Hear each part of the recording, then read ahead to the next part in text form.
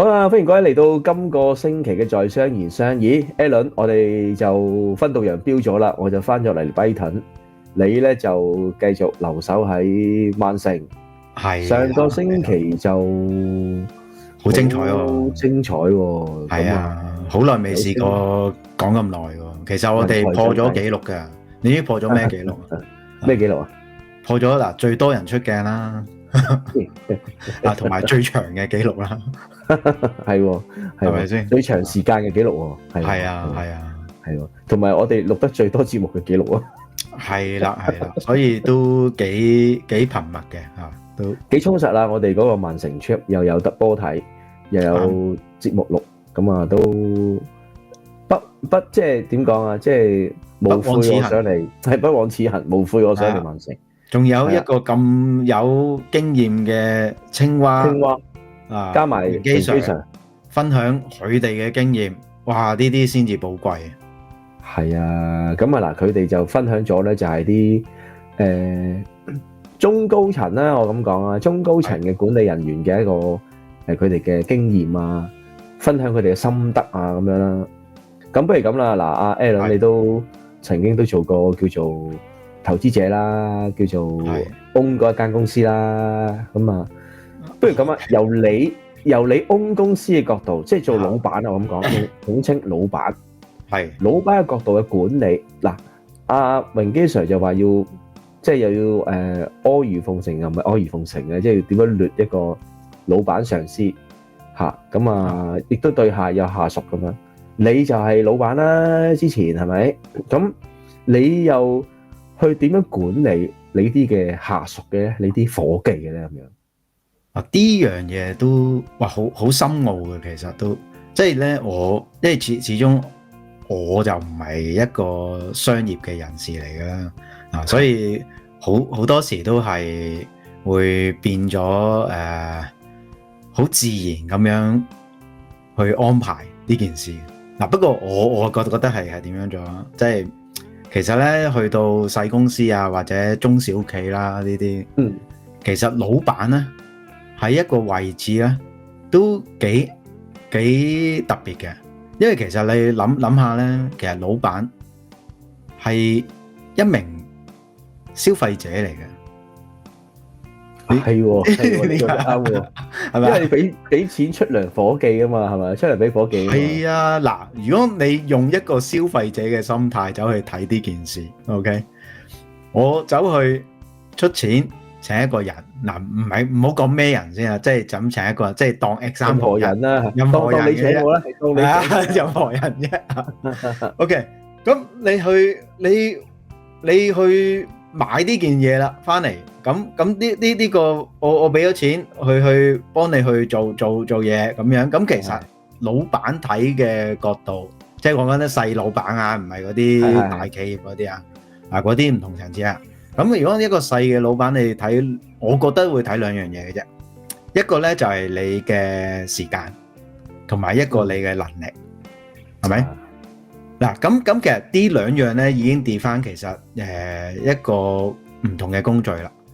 即係你啲工序咧，就係譬如有啲咧係消磨時間性嘅，即係需要一個人喺呢個崗位度一路喺度做，要做，咁就係時間啦。咁其實咧嗰種咧就技能上面咧就唔需要話太高嘅，即係你識嗰件事你就得啦，你就可以一路做落去。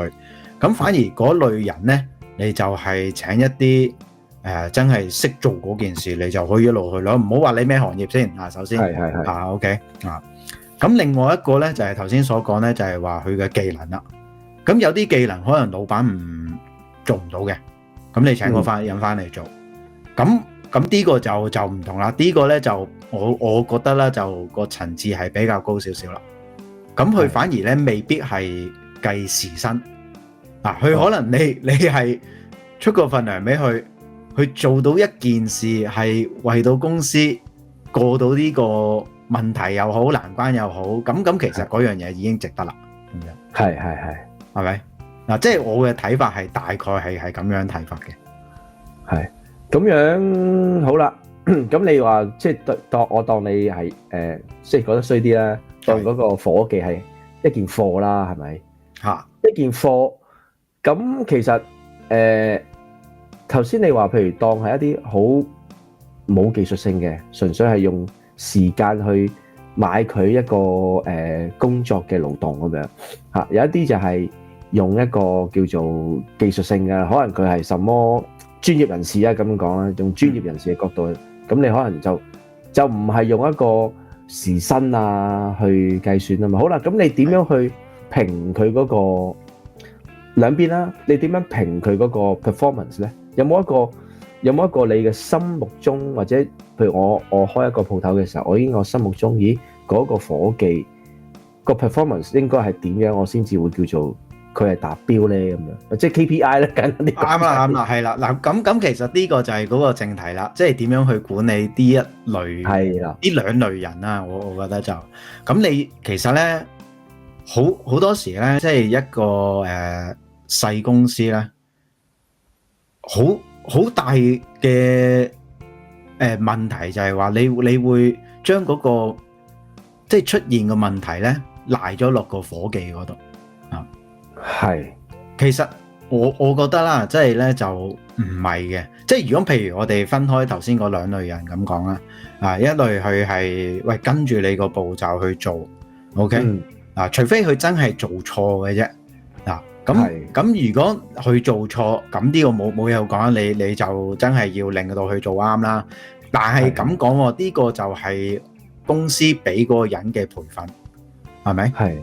咁你培訓得佢好嘅，咁佢就唔會做錯，咁唔會做錯就一路順住去。咁其實有好多時就話點解個老闆會覺得個員工唔識做啊？咩啊咁樣。咁其實會唔會翻轉頭諗就係話 training 嘅問題，training 係啦，training 嘅問題，你提供個 training 嘅問題唔得喎，或者你 train 咗佢之後，有啲人覺得係咁啊，我講完一輪嘅話，我講咗啦，你有冇咩問題？識唔識？你去做啦，好再做啦，你又做啦，錯咗嗰時佢就會話你，喂，係咪先？咁呢個就係好大嘅矛盾啦，因為咧細公司當然佢唔會提供一啲好嘅 training， 即係呢啲全部都係資源嚟噶嘛。咁你唔會特別揾一個 trainer，我走去 train 你，咁 train 完你之後就幫佢做。咁其實嗰啲大公司先講嘅啫，咁樣就係細公司點 train 啊？你咪見住嚟做咯。即係你容納到俾呢個員工去試錯嘅話咧，咁其實都係一個好事嚟嘅。但係當然你要喺個規限裏邊，就唔好錯到一啲公司唔能夠負擔嘅錯誤啦，咁樣就係可能要賠張單賠幾廿萬嘅、幾百萬嘅。係啊，咁你又就即係有啲你知做嗱，即係又講翻好似另一個榮基啦，即係青蛙啦，佢就曾經提過佢係 trading 噶嘛，係咪？係。咁你知一張單其實可以，譬如你嗰個時間打錯咗，或者有啲裏邊嗰啲資料打錯咗，其實可以係賠翻晒成張單嘅價錢俾對方嘅一啲嘅即係嘅佢哋嘅嗰啲大嘅連鎖店噶喎。係啊，唔好話賠先啦，你貨嗰度有啲咩問題都慘啦，你係啊，你自己要賠上啲貨嘅係嘛，即係嗰個成本噶嘛，你開個工廠開條 line，咁嗰啲都係錢嚟噶嘛，即係你俾翻錢嗰間工廠噶嘛，真係喎。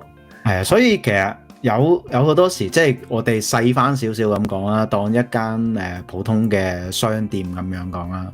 咁你如果提供一個比較好嘅配套係即係 training 啊，即係其實你老闆都要自己學下點樣去教人噶嘛，唔係話喂你出錢做個老闆，我請個人翻嚟，喂幫我解決晒所有嘅問題啊咁樣，喂咁你又唔教佢喎，佢去做落嗰個方式又唔啱你嘅諗法喎，咁咪個矛盾出現咗係呢啲位咯啊咁。你令我諗起咧一個啱啱早幾日，我去聽到一個，你當係笑話定係還是一個慘痛嘅經歷咧？就係我嗰日去間 take away 鋪，就 Chinese take away 就食嘢，中餐外賣，中餐外賣店係啦，嗰啲叫做呃鬼佬餐啦，OK，雜水店、雜水檔啊，雜水檔。咁啊，同個老闆傾開偈，佢話：唉，嗰個司機啊，真係想炒佢啊！我點解啊？你話嗱，呢個咧就我覺得唔關個老闆事嘅，呢個真係唔關個老闆事。但係呢個就係嗰啲小企嚟嘅，就都幾慘嘅。咁啊，你知通常嗰啲 take away 鋪就係收現金噶嘛，係咪收現金？收錯錢佢就收錯錢都好啲嘅。佢係有兩個餐，咁啊一個餐就要收現金啦，一個餐就應該，如果佢咁講，應該一個餐就收咗錢噶啦咁樣。咁佢咧就調轉咗，就要收錢嗰個咧就俾咗個收咗錢嗰個人。哎呀，咁又蝕兩個餐啊！係啊，咁又變咗蝕咗兩個餐啦，一個仲係未俾錢添。係，咁即係前後咧就應該係咪蝕咗兩個餐錢啊？係嘛？即係肯定咧，佢要做過俾人哋噶啦嘛。佢仲話嗰張單係幾廿磅嘅添。啱。嗱，咁其實呢個樣嘢咧，你就 bring up 咗一個問題出現咧，就係話，公司嘅制度點樣去令到咧唔好有錯誤出現啊？咁喂，咁你喺你咁樣嘅情況下，你擺咗出嚟咁容易調轉嘅情況，即係情況咁。係啦，咁你就如果你要減少呢個風險嘅，你就自然有一啲記號啊，或者點樣去令到個司機係唔好調轉餐啊咁樣咯。哇！咁呢個就真係，但係你諗下喎，嗰啲 take away 鋪可能幾廿磅嘅餐，可能其實賺你10磅、10零磅嘅啫喎。咁又冇咁多，冇咁多。take away 我諗一張單可能賺你30% 到已經好犀利嘅。係啊，咁你嗱係啦，我當你50磅啊，即係賺你10零磅嘅啫喎，15磅、16磅嘅啫，可能隨時即係賠晒嘅喎，賠突嘅喎，其實咁賠得，係啊，所以佢咪好頭痕咯。喂，你諗下兩個餐夾埋，即係可能講緊成70-80磅嘅喎。咁我冇嘅，咁呢啲都係做生意嘅其中一個風險嚟嘅，即係好似之前都講過。有時你要睇條大數嘅，你賺10單，你蝕2單，咁你都賺錢嘅。但係都真係微利噶嘛，你知 take away 都真係微利，所以要量嘅，一定要量嘅。你如果開門一晚嘅話，你真係做10幾20單，咁又真係難搞噶啦。係啊，佢話都好難做。好啦，嗱，另外嗰啲叫有技術性人咧，我當係一啲專業人士啦，當係嗱，我最近就睇中醫啊，即係喺你哋曼城嗰邊睇下中醫啊，即係當嗰啲啦，嗰啲即係專業人士睇中醫係咪？喺香港有中醫牌嘅，或者可能一啲假設咁講，譬如工程師咁樣係嘛？咁嗰啲其實佢就講真，個鋪頭個診所開出嚟就唔係要 train 佢噶啦，佢真係實際做，即係可能當 physiotherapy 咁樣，你嗰個 clinic 一開，其實嗰個理論上嗰個 physio都應該自己識做噶啦嘛，唔使個老闆再去教佢咯。咁嗰啲係點樣管理咧？人咧，因為嗰啲通常都係可能係拆帳啊，或者有啲底薪再加啲嘅佣金啊，每一張單有幾錢啊？咁嗰啲有冇話一個譬如當專業人士有啲點樣嘅管理嘅模式咧？如果你覺得啦，因為你嗰時都經常都要聯繫啲 AP 噶啦，嗰啲什麼可能有啲咩測量師啊，乜司馬師，全部都係師嚟㗎。係啊。咁兩類唔係即係咁講啦。呢一類咧就係你專業人士啦，有一啲係因為佢嘅專業，佢有咁嘅牌照，佢可以做到呢件事。咁而個老闆做唔到嘅，咁咪需要呢一類人咯。但係如果譬如你開得呢一啲專業嘅公司啦，咁樣，譬如 Surveyor 咧，係啦，咁當然佢開嗰個人都好大機會，都係呢一類嘅人嚟嘅，即係話可能自己做下，咦做大咗啦，然之後就接多咗單，咁就自己一個人做唔晒，咁咪再開多幾個咁樣，咁之後咧就其後就點樣將嗰個專業轉為一門生意。係呢個唔同啊！嗱，專業還專業，生意還生意啊！咁樣就你可以好專業，但係你唔係做緊生意啊！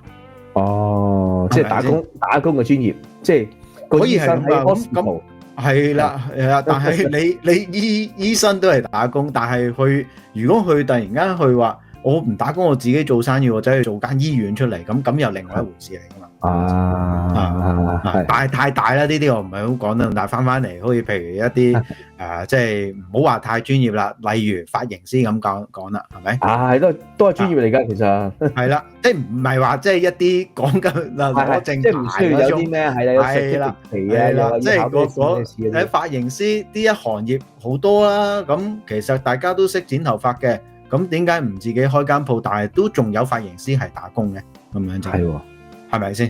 呢個係咁當然你識得剪同你識得去營運一間鋪咧，係兩回事嚟嘅。你營運當然又要去投資啊，又要去抌本啊，一個好嘅位置啊，咁樣之類嗰啲嘢，咁你先至做到，咁嘢你先至有客嚟接到客，你先至做到嘅嗰啲單㗎嘛，咁樣咁呢一類就係做生意嘅學問啦，咁樣，咁你去點樣剪，點樣去你就算剪到好叻都好，但係你冇咁嘅地方俾你剪，你都用唔着噶嘛，係咪先？係所以其實你話點樣去管理呢一類咧？咁其實就係公司嘅制度就好緊要啦。即係其實頭先講嗰幾個行業都好啦，你將呢個專業成為一個生意嘅話咧，咁人哋俾你嗰個專業，但係你點樣俾翻嗰個 reward 人哋咧？係咪？咁你就有一個比較好嘅分享你嘅 reward 嘅制度啦。但係分享之餘，你又唔可以話分晒，然之後公司冇，咁你又係賺唔到，所以嗰個平衡點又要做得好好咯。呢樣嘢就係咁啊！真係其實講真，打開門做生意咧。其實都真係好難嘅。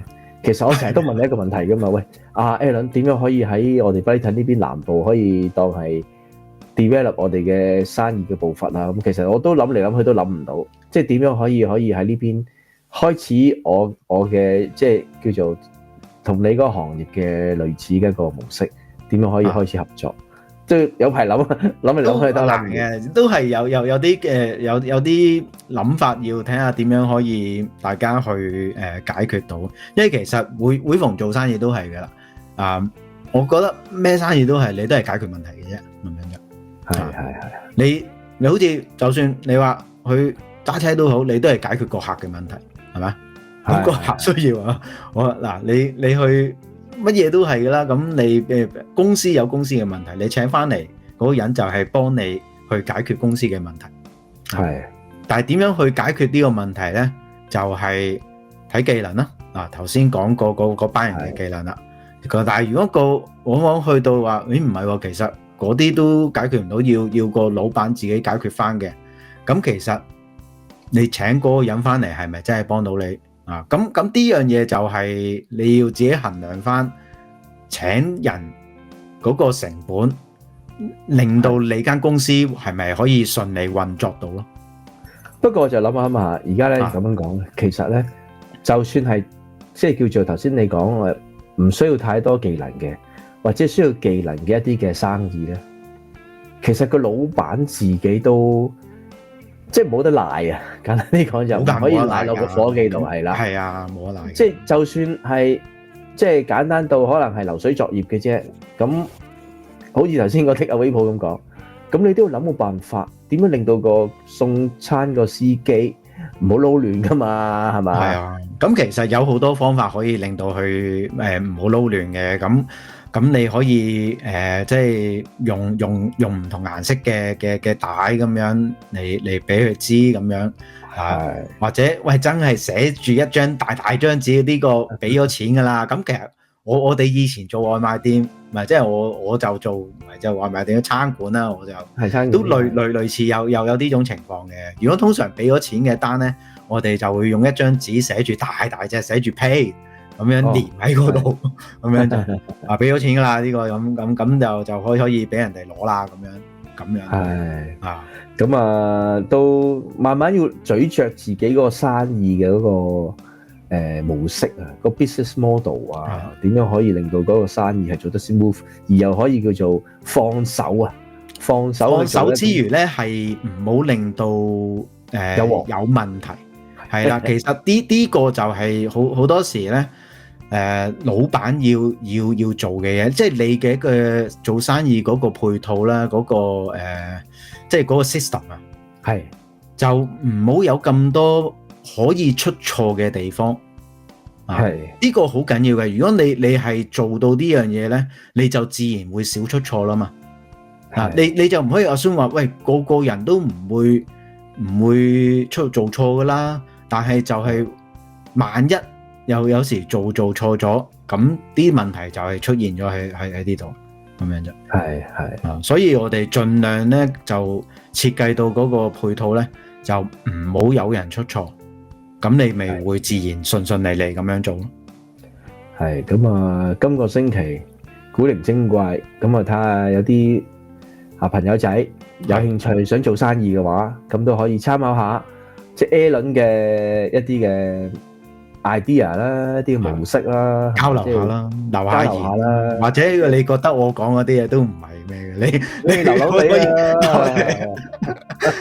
都得嘅，係我傾下偈啫，傾下偈。我嗰啲生意都幾掂啊，咁啊係嘛，即係咁樣可能係啊。